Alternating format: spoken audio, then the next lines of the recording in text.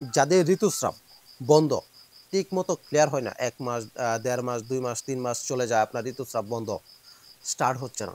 Start হলেও আপনার ১৫ দিন ১০ দিন পর, পর হয়। এটা নিয়মিত হচ্ছে না।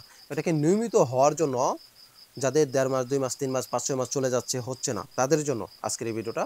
আপনার চিচিঙ্গা, চিচিঙ্গা আমরা যে তরকারি করে খাই, তরকারিতে রান্না করে খাওয়া হয় যে চিচিঙ্গা, ওই চিচিঙ্গা দিয়ে আপনার এই সমস্যাটা সলভ করতে পারবেন। চিচিঙ্গা গাছের ডাঁটা ও পাতা, অর্থাৎ গাছ পাতা সহ ডাঁটা ও পাতা সেচে রস নিবেন ১ চামচ পরিমাণ।